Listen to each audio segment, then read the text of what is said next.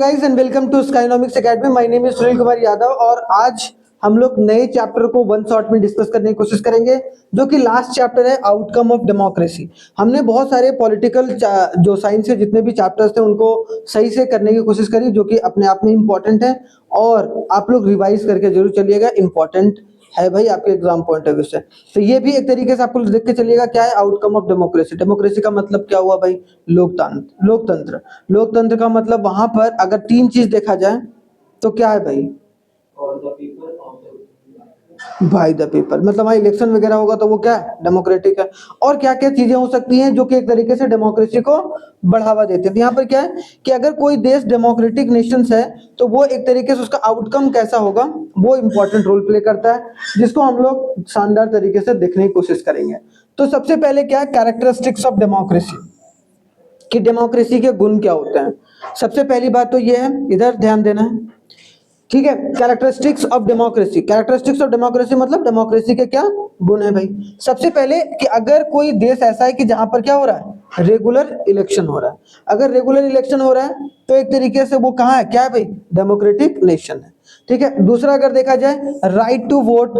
तीसरा क्या बोला जाए? पॉलिटिकल पार्टीज है। और एक है रूल ऑफ लॉ, मतलब प्रॉपर तरीके से कॉन्स्टिट्यूशन। अब इन चारों को समझो। रेगुलर इलेक्शन मतलब एक प्रॉपर टाइम फ्रेम में जो है वहां पर क्या हो रहा है भाई? इलेक्शन वगैरह हो रहा है। Ensure the government accountability through the periodic voting, कि प्रॉपर तरीके से गवर्नमेंट की अकाउंटेबिलिटी को फिक्स किया जा रहा है by giving them the vote, है कि नहीं। जो सरकार पसंद नहीं आ रहा है सरकार को बदल दिया जा रहा है। यही तो डेमोक्रेसी की खूबसूरती है।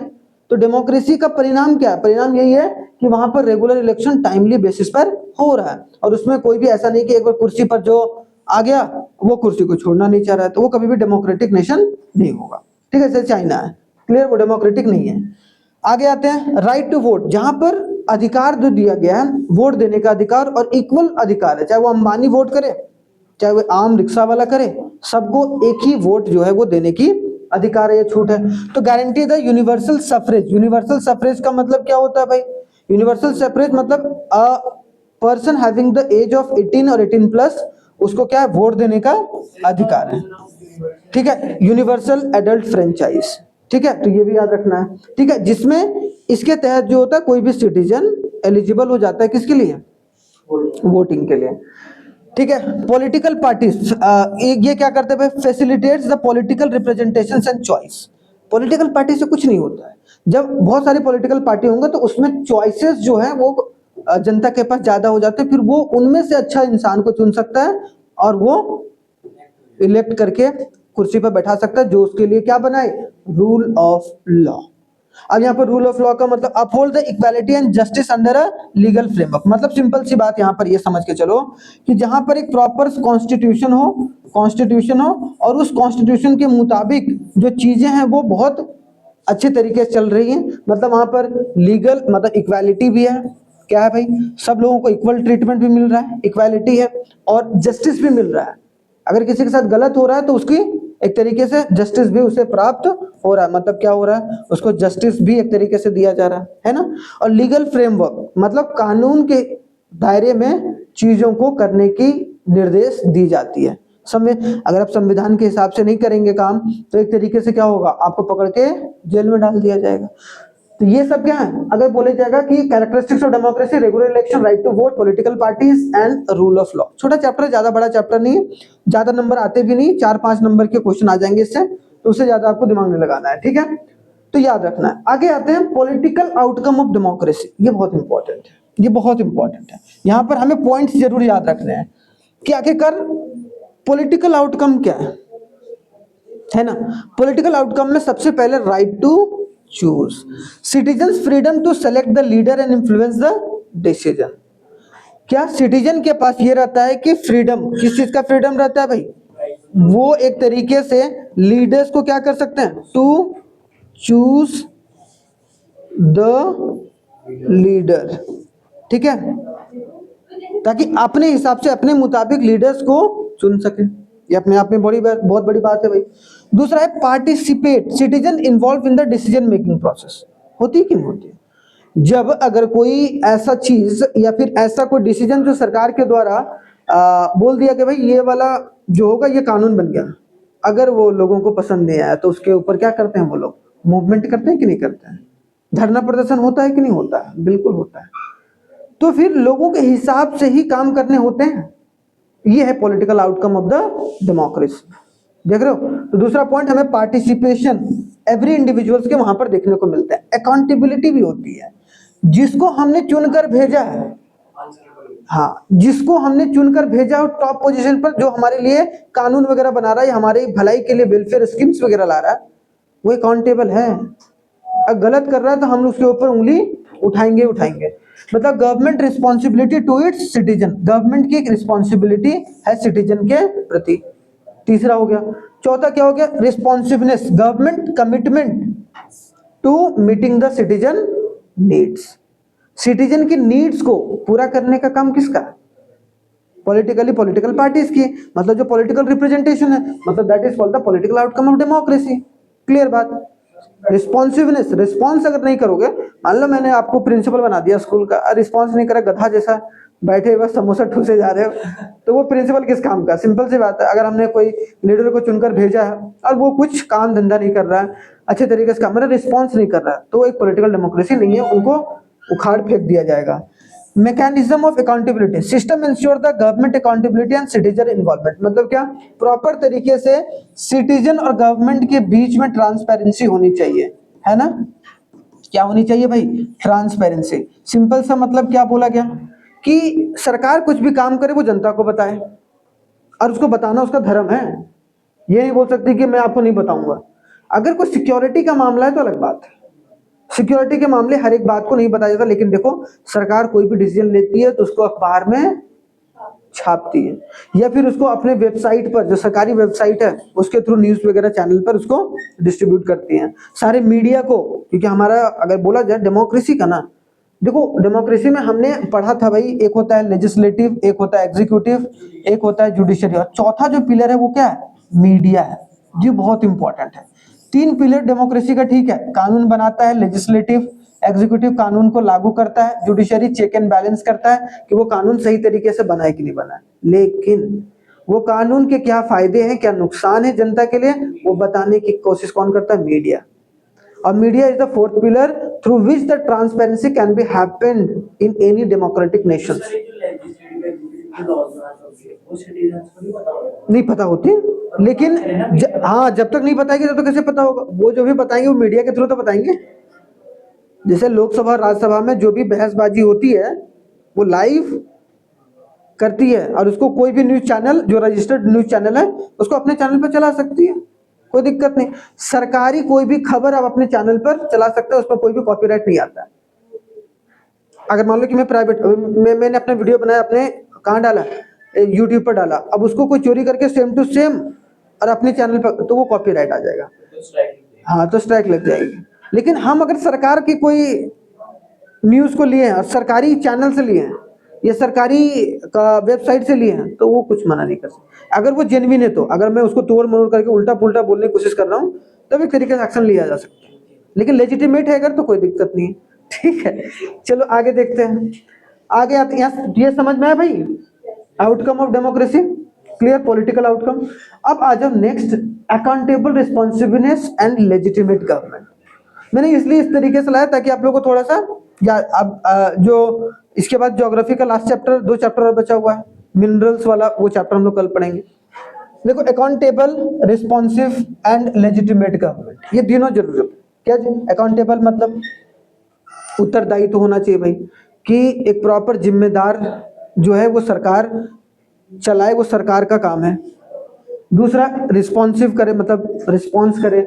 लेजिटिमेट, सही कायदे कानून में चलाए और ज़्यादा दिक्कत परेशानी ना हो, इसीलिए एक प्रॉपर तरीके से चीज़ों को एनालाइज करके चलना चाहिए, जो कि समझ के चलना चाहिए, ठीक है?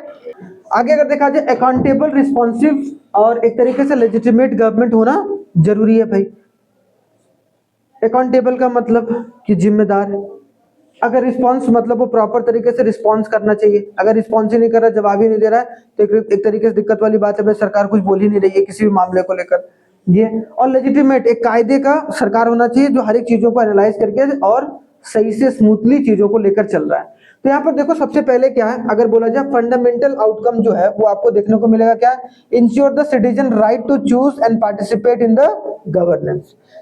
मतलब सिटीजन को एक प्रॉपर एक फैसिलिटेशन मिल पाए कि वो सही तरीके से लोगों को चुन पाए, इस तरीके का माहौल पैदा करना वहां पर, और ताकि वो गवर्नेंस में भी इन्वॉल्वमेंट अपने आप को कर सके, ठीक है, कि जिस तरीके से चीजों को लेकर चला जा रहा है। Decision making process emphasize a deliberations and procedural integrity in the governance. ईमानदारी पूर्वक चीजों को लेकर चलना चाहिए, और डिसीजन मेकिंग जो होगा वो इस तरीके से होना चाहिए जो सोसाइटी के लिए फायदेमंद है, वेलफेयर के बेसिस पर। ऐसे नहीं कि कुछ भी लेकर चल रहे हैं ताकि हम अपने सत्ता को बचा सकें, ये वाला काम नहीं करना है।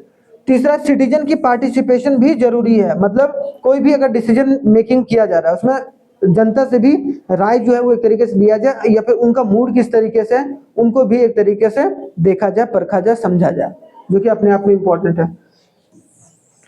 इसके बारे में मैंने बताया ट्रांसपेरेंसी, जो सरकार कर रही है वो सिटीजन को हर एक बात पता होनी चाहिए, मतलब क्या प्रॉपर तरीके से सरकार क्या ट्रांसपेरेंसी में विश्वास कर रही है। Ensures open and understandable governance process, की जो भी प्रोसेस, जैसे मान लो किसी को लाइसेंस लेना है, ठीक है, तो लाइसेंस का प्रोसेस इस तरीके से होना चाहिए कि कोई दिक्कत नहीं, कोई परेशानी नहीं, उसे घूस वूस नहीं चल रहा है, जो है सो सामने है। ऐसा नहीं कि सरकार जो है वो चीजों को पैसा लेके और वो करने की कोशिश कर रही है, मतलब वो ट्रांसपेरेंट सही तरीके से नहीं है, मतलब वहां पर करप्शन है तो वहाँ ट्रांसपेरेंसी नहीं है। आप बताइए। जैसे लीडर अगर सिटीजन को कुछ नहीं पता है, इसका एक वर्ड है ट्रांसपेरेंसी। हाँ, क्या मतलब वो सही तरीके से रिस्पॉन्स नहीं कर रहा है सिटीजन को, रिस्पॉन्सिवनेस, मतलब प्रॉपर रिस्पॉन्सिवनेस नहीं है लीडर का सिटीजन के प्रति, सिंपल सी बात, ठीक है। आगे आ जाए, लेजिटिमेसी का मतलब क्या, reflect the people's support and acceptance in the democratic rule. Legitimate government का मतलब है जहां पर पीपल्स को सपोर्ट किया जा रहा है और उनको एज ए एक्सेप्ट किया जा रहा है, चाहे वो मुझे वोट दिया है नहीं दिया। हम ऐसे नहीं बोलेंगे भाई तुमने मेरे को वोट नहीं दिया, ये योजना का फायदा तुम नहीं उठाओगे, है ना, ये धर्म को वोट नहीं दिया मेरा, ये धर्म को नहीं उठाएंगे, या ये धर्म को हम आगे नहीं बढ़ाएंगे, ऐसा नहीं कर सकते। मतलब वो सरकार लेजिटिमेट नहीं है, क्योंकि संविधान हमारा ये बोल रहा है कि कोई भी धर्म सर्वोपरि नहीं है, अपने आप में इंसान सर्वोपरि है, और सबको फायदा अगर दिया जा रहा है तो सबको मिलना चाहिए, इसमें ये नहीं कि एक कम्युनिटी को मिल रहा है, मतलब आप लेजिटिमेट गवर्नमेंट नहीं हो, ठीक है, ये बात समझ के चलना है, ठीक है। तो ये वाले पांचों पार्ट आपको पता होना चाहिए। आगे अगर देखा जाए, इकोनॉमिक ग्रोथ एंड डेवलपमेंट, देखो इकोनॉमिक ग्रोथ एंड डेवलपमेंट ना, अब कैसे ये डेमोक्रेसी, अब सोचो एक देश में ग्रोथ का मतलब क्या हो गया भाई, ग्रोथ का मतलब है उस देश में ना बड़ा अच्छा पैसा मिल रहा है, कोई दिक्कत नहीं है भाई, पैसा वगैरह आ रहा है, इसका मतलब क्या हो रहा है, जीडीपी ग्रो कर रही है, जीडीपी ग्रो कर रही है, इसका मतलब हमारे देश की ग्रोथ हो रही है। लेकिन अगर डेवलपमेंट के बारे में बात किया जाए, अगर हमारे देश में मान लो कि हेल्थ की फैसिलिटी अच्छे से नहीं जा रही है, एजुकेशन अच्छे से नहीं दिया जा रहा है, इसका मतलब क्या है, हमारा देश डेवलप नहीं कर रहा। तो ये जरूरी है कि वहां पर डेवलपमेंट एक्टिविटीज भी हो। इसका मतलब अगर दो चीज देखो, एक तो डिक्टेटरशिप होता है, एक डेमोक्रेसी होता है ना। डिक्टेटरशिप में क्या होता है, achieve faster economic growth but lack of freedom. यहाँ पर अगर आपको देखना, इकोनॉमिक ग्रोथ तो बहुत फास्टर होगा, जैसे आपको चाइना में देखने को मिलता है एक एग्जाम्पल के तौर पर, इकोनॉमिक का ग्रोथ वहां पर फास्टर है, लेकिन वहां के लोगों को उतना फ्रीडम नहीं है, मतलब वहां पर फ्रीडम की कमी है, इक्वालिटी की कमी है ना। इक्वालिटी भी कुछ हद तक होती है, लेकिन फ्रीडम जो है वो ना के बराबर एक तरीके से दिया जाता है। इक्वालिटी फिर भी होता है, क्योंकि उन लोगों को ऐसा नहीं है कि वुमेन्स काम नहीं कर सकती हैं, ऐसा नहीं, वो सब सारी चीजें होती है, ठीक है। फ्रीडम इसलिए नहीं कि कोई बोलने का आजादी नहीं है, आप सरकार के खिलाफ कुछ नहीं बोल सकते हो, सरकार ने कोई कानून पास किया उसके खिलाफ कुछ नहीं बोल सकते हो, आप मीडिया के थ्रू अगर जाओगे तो आपको कैप्चर करके जेल में डाल दिया जाएगा, ठीक है। हाँ, तो वही तो सरकार उसको जेल में, डिक्टेटरशिप वाले में हिटलर यही तो करता था, ठीक है। डेमोक्रेसी में क्या, promoted development and uphold the citizen right, यहाँ पर डेवलपमेंट पर फोकस किया जा रहा है भाई, और साथ ही साथ जो है वो क्या, सिटीजन के राइट्स पर, कि सिटीजन को राइट्स वगैरह सही तरीके से प्रोवाइडेड हो, ये बहुत इंपॉर्टेंट रोल है, सिटीजन का प्रॉपर राइट्स को फॉलो करके चला जाए, मतलब जनता को क्या किया जाए, अधिकार दिया जाए। अधिकार कहाँ मिलता है, डेमोक्रेसी में अधिकार बहुत जरूरी है, ठीक है। चलिए आगे बढ़ते हैं भाई, इकोनॉमिक आउटकम्स ऑफ डेमोक्रेसी। अब इकोनॉमिक आउटकम क्या है, हमने ये देख लिया भाई कि एक तरीके से ग्रोथ एंड डेवलपमेंट क्या है, तो डेमोक्रेसी में ज्यादा एक तरीके से डेवलप होता है, ग्रोथ आपको देखने को मिलेगा ज्यादा कहाँ मिलता है, बोलो। इकोनॉमिक में। डिक्टेटरशिप में। अच्छा, ग्रोथ कैसे? हाँ ठीक है, इकोनॉमिक ग्रोथ। अब देखो इकोनॉमिक आउटकम अगर democracies, dictatorship and less developed countries, तीन चीज बात की गई भाई। Democracy should not fall behind the dictatorship in economic development. Democracy generally जो है वो ज्यादा, डेमोक्रेसी में डेवलपमेंट ज्यादा होता है इन कंपेयर टू अदर। देखो दूसरे में ग्रोथ ज्यादा हो सकता है लेकिन हमारे देश में डेवलपमेंट ज्यादा हो, क्यों? क्योंकि हमारे सिटीजन ज्यादा एक तरीके से चीजों को, फ्रीडम, ग्रोथ भी होती है लेकिन उस हिसाब से नहीं होगा। ऐसा भी नहीं है कि आजकल के ज़माने में जो इकोनॉमिक ग्रोथ है वो चाइना में नहीं हो रहा, वहाँ भी बहुत अच्छे तरीके से हो रहा है। तो एक्सेप्शन इज ऑलवेज देयर, लेकिन हमें ये समझना है कि democracy should not fall behind किसमें? Dictatorship in the economic development के हिसाब से। Dictatorship shows the slightly higher economic growth, खास करके 1950 से लेकर 2000 के बीच में ये देखा गया है कि डिक्टेटरशिप ज्यादा अच्छे तरीके से ग्रो किया। लेकिन ये भी बात नहीं कि डिक्टेटरशिप हमेशा ही ऐसा करता रहेगा। डिक्टेटरशिप का अगर मन कभी गड़बड़ा है, जैसे मान लो रसिया अभी अचानक से अभी हमला कर रहा है भाई यूक्रेन पर, मान लो अभी बहुत सारे देशों ने उसको हमला कर दिया, क्या हो जाएगा? गड़बड़ हो गई ना, हो गया काम खराब। तो जनरली 1950 से 2000 के बीच में देखा गया है कि इकोनॉमिक ग्रोथ जो है वो ज्यादा डिक्टेटरशिप में ज्यादा होता है। लेस डेवलप्ड कंट्रीज में, जो डेवलप्ड नेशन है, जो डेवलपिंग है, जैसे कि हमारे देश, जैसा हमारे देश में डेमोक्रेसी में आता है, minimal difference in the economic growth and between the dictatorship and democracy, मतलब इन दोनों के बीच में एक तरीके से लेस डेवलप्ड नेशंस रहते हैं। तो ये भी एक तरीके से इंपॉर्टेंट है जो कि समझ सकते हैं। आखिरकार डेमोक्रेसी के तहत हम रिड्यूस कैसे कर सकते हैं इनइक्वालिटीज एंड पॉवर्टी को?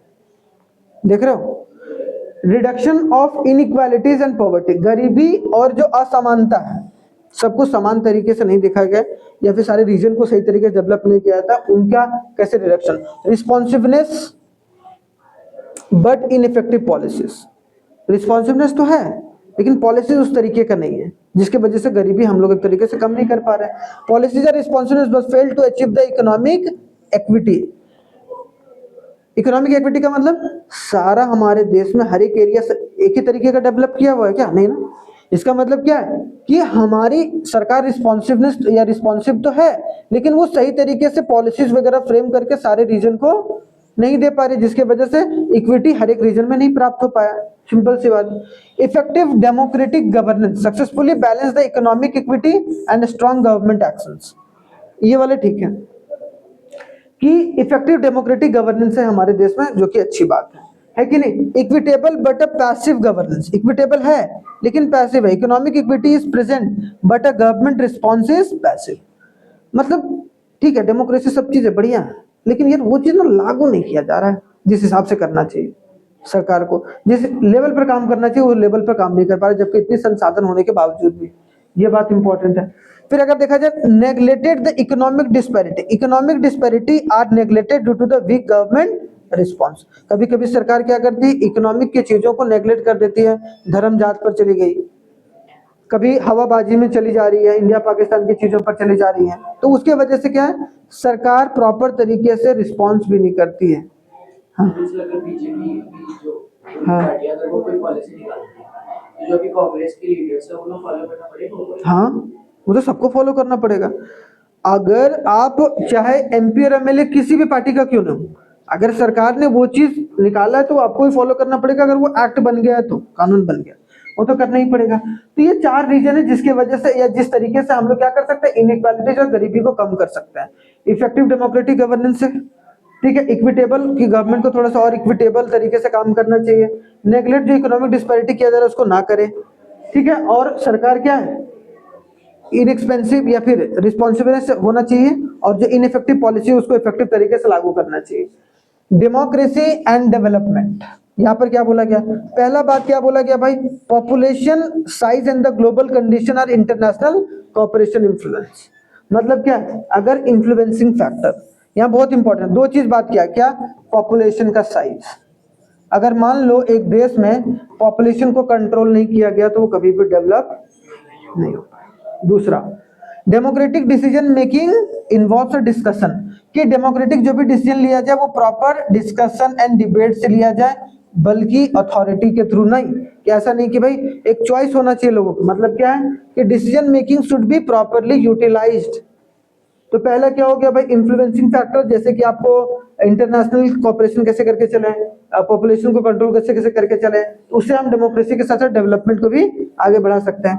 Democracy deliberately nature to ensure the fairness in pursuing the development goals and this promotes, क्या करता है भाई, इक्विटी प्लस जस्टिस। ये दोनों हो रहा है, इसका मतलब क्या है? थर्ड पॉइंट ये है कि इक्विटी प्लस जस्टिस, अगर सबको इक्वल ट्रीटमेंट मिल रहा है और उसके साथ साथ सबको न्याय भी मिल पा रहा है, तो इसका मतलब उस देश में डेवलपमेंट बहुत अच्छे तरीके से हो रहा है। और डेमोक्रेसी, तो डेमोक्रेसी में तो इक्विटी होगा, फ्रीडम होगा। तो ये सब क्या है, डेलिबरेट नेचर के रूप में डेलिबरेटली जो है वो इंश्योर करना चाहिए सरकार को डेमोक्रेसी में कि सबको इक्वल ट्रीट हो और सबको इक्वल ट्रीटमेंट मिले और सबको जस्टिस जो है प्राप्त हो। कोई ऐसा ना हो कि जो गलत है, इसलिए तो हमारे कानून में ये बात बोली जाती है ना, गलत बंदा को कभी भी जेल के अंदर या फांसी की सजा नहीं होनी चाहिए, या फिर कोई उसको सजा नहीं मिलनी चाहिए। गलत को नहीं मिलना चाहिए, सही को नहीं मिलनी चाहिए। तो बोलते क्या नहीं हो कि गलत को मिलनी चाहिए, लेकिन जो व्यक्ति सही है उसको कभी भी सजा नहीं मिलनी। सर अगर मान लो उसको फांसी से चढ़ा दे, लेकिन वो बाद में पता चला कि वो गलत है, हाँ तो उसको रद्द कर देगा। अगर मार ही दिया तब तो अलग बात है, तब तो फिर अलग बात है। ऐसा नहीं हुआ आज तक। फिर सर वो जो पुलिस जो भी ऑफिसर, हाँ उसको धरा जाएगा भाई, उसको दबोचा जाएगा ढंग से, हाँ उसको ढंग से।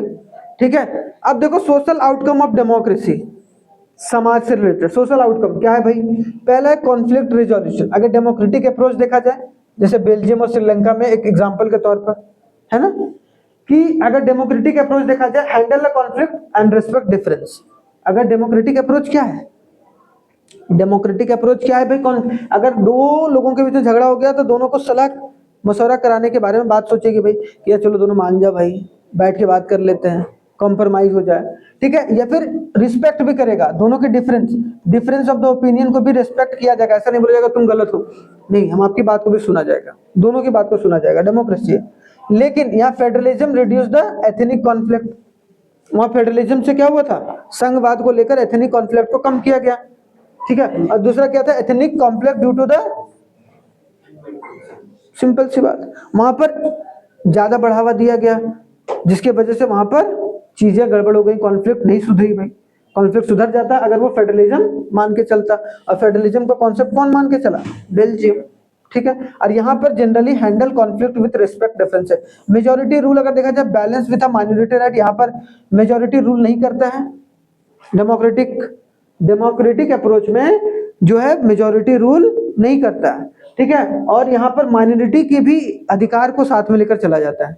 लेकिन यहाँ पर सक्सेसफुली एथनिक डाइवर्सिटी मैनेजमेंट, यहाँ पर तो अलग ही केस था वो, कि दोनों को साथ में लेकर चीजों को, मतलब लैंग्वेज को साथ में लेकर चीजों को साथ में लेकर चला गया। यहाँ पर did not adequately address the minority concern, यहाँ पर माइनॉरिटी को तवज्जो दिया गया नहीं, यहाँ पर माइनॉरिटी को तवज्जो दिया गया। यहाँ पर माइनॉरिटी और मेजोरिटी दोनों को बैलेंस तरीके से लेकर चला जाता है, यहाँ बैलेंस अप्रोच। लेकिन यहाँ पर बहुत अच्छे तरीके से मैनेज किया गया है बेल्जियम में। अगर इंक्लूसिविटी मतलब सबको साथ में लेकर चलना है। ठीक है, एक तरीके का फेडरलिज्म कॉन्सेप्ट ही है, मतलब all citizen affect the decision. यहाँ पर कोई भी डिसीजन अगर डेमोक्रेटिकली लिया जा रहा है तो अफेक्ट सबको करेगा कि नहीं करेगा? अगर सरकार को डिसीजन ले रही है डेमोक्रेटिक नेशन में, तो वो पूरी जनता को इफेक्ट करेगा भाई। सक्सेसफुली एथनिक डाइवर्सिटी मैनेजमेंट, लेकिन यहाँ पर अगर देखो एथनिक बात बार इसीलिए आ रहा है क्योंकि वहां पर वही चीजें चल रही थी यहाँ पर, जिसके वजह से और भी कंसर्न बढ़ गया था। ठीक है, कहाँ पर इंक्लूसिविटी को फॉलो नहीं किया जा रहा था श्रीलंका में। ठीक है, जो अनमेट रहा कंसर्न, और अभी तक वो एक तरीके से चीजें चल रही है। अगर कॉपरेशन देखा जाए, मेजोरिटी वर्क्स विथ, यहाँ पर क्या होता है, मेजोरिटी और माइनॉरिटी दोनों साथ में मिलकर काम करते हैं। सक्सेसफुली यहाँ पर डाइवर्सिटी को मैनेज किया गया भाई, और यहाँ पर कभी भी एडिक्वली मतलब एड्रेस नहीं किया गया किसको, माइनॉरिटी को। तो ये सब तीन डिफरेंसेस हैं सोशल आउटकम ऑफ डेमोक्रेसी में, समाज के तौर पर आप देख सकते हैं। और डेमोक्रेटिक अप्रोच तो आपको याद रखना ही है। अगर देखा जाए डिग्निटी, इज्जत, डिग्निटी का मतलब अपना स्वाभिमान होता है, अपना इज्जत होता है। Dignity and freedom of the citizen कैसे प्रोटेक्ट किया जा सकता है? पहले डिग्री ऑफ रिकॉग्नाइजेशन, उनको रिकॉग्नाइज करना होगा भाई। कि हाँ भाई हमारे देश का सिटीजन है, इनको एक तरीके से सब अधिकार है चीजों को लेकर।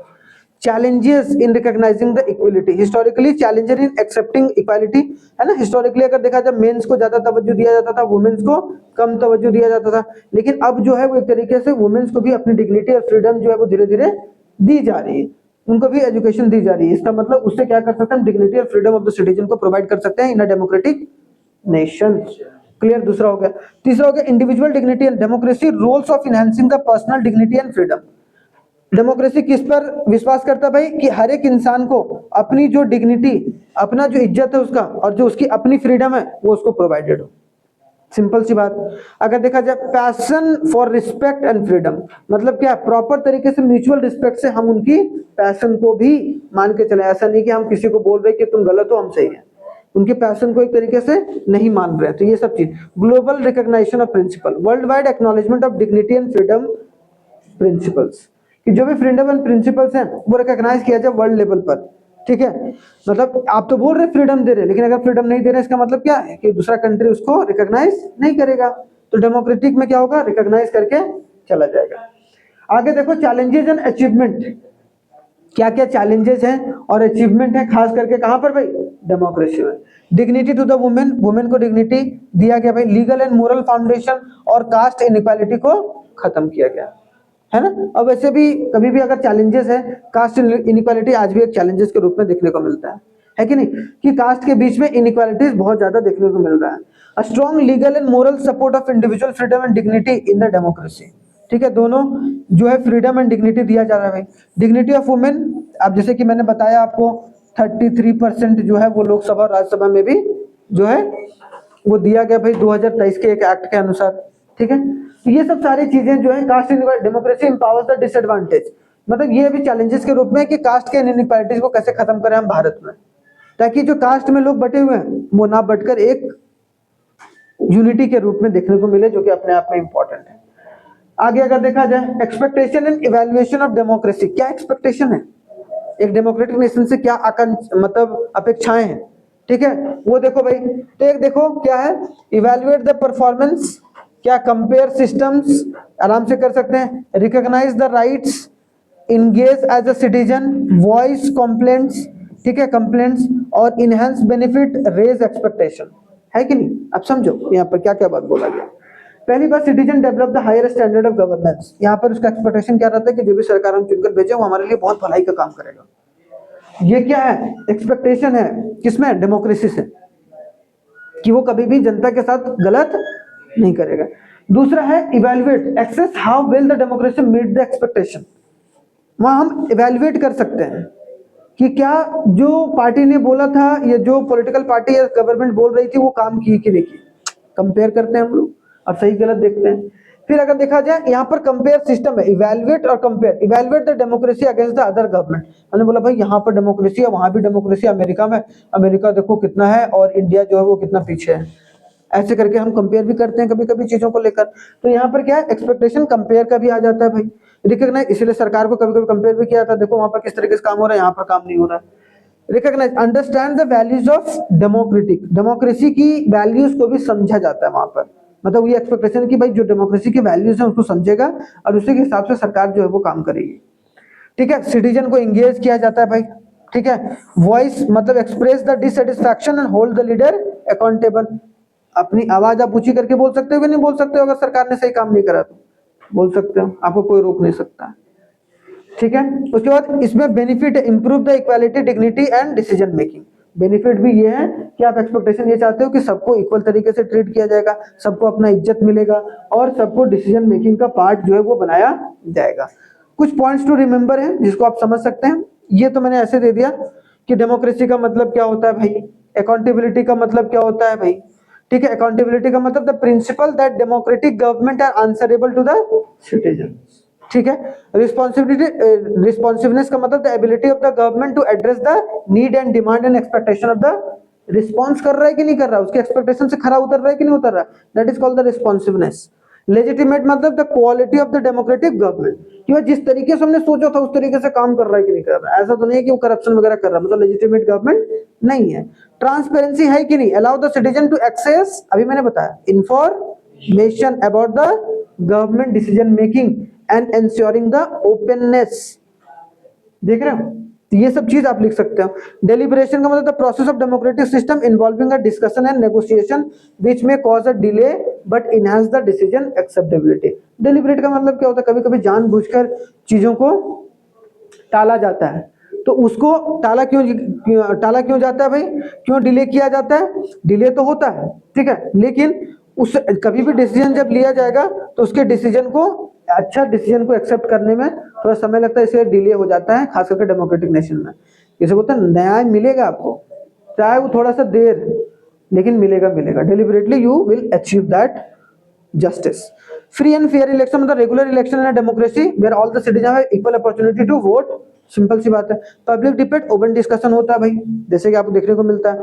राइट टू इंफॉर्मेशन, सबके पास क्या है, अधिकार है कि वो इंफॉर्मेशन को सरकार जो भी पॉलिसीज और प्रोग्राम्स ला रही है उसके बारे में वो बात कर सके। इकोनॉमिक ग्रोथ का मतलब क्या हो, increase in the country production, मतलब कंट्रीज की जीडीपी वगैरह बढ़ रही है, ठीक है, वो सब सारी चीजें। उसके बाद अगर देखा जाए economic inequalities, unequal distribution of wealth and income.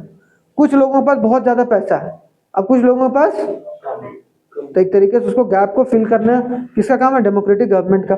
Social diversity, social ethnic and cultural group within the society have a democracy aim to accommodate through the inclusiveness, ताकि सबको, जितनी भी सोशल डाइवर्सिटी है उनको साथ में लेकर चला जाए, ये इंपॉर्टेंट है। तो डाइवर्स है ना भाई हमारी, एक तरीके से एथनिक ग्रुप, सोशल ग्रुप और कल्चरल ग्रुप। मेजॉरिटी रूल करता है भाई, और माइनॉरिटी राइट को एक तरीके से क्या किया जाता है, प्रोटेक्ट किया जाता है। कॉन्फ्लिक्ट रेजोल्यूशन कैसे किया जाता है, प्रॉपर तरीके से सलाह मशवरा करके। ऐसा नहीं है कि आप एक की बात को सुनी जा रही है, दूसरी की बात को नहीं सुनी जा रही है, वहां पर सारे की बात को सुना जाएगा। डिग्निटी का मतलब इज्जत, मैंने क्या बोला, चाहे वो कोई भी जेंडर है, कास्ट है, या कोई भी बैकग्राउंड से, सबको क्या चाहिए, रिस्पेक्ट चाहिए, बहुत जरूरी है। पॉलिटिकल इक्वालिटी मतलब अगर द डेमोक्रेटिक जो ideals where citizen all have a equal weight in electing representative, सबकी वोट एक है, तो मतलब क्या, वहां पर पॉलिटिकल इक्वालिटी प्रोवाइडेड है। और इकोनॉमिकली एंड सोशल, अगर कोई मर्डर किया है तो उसके लिए भी वही सजा है भाई, जो अंबानी के लिए है और एक रिक्शा वाले के लिए भी, ठीक है। पॉवर्टी कम, गरीबी कम हो सकती है।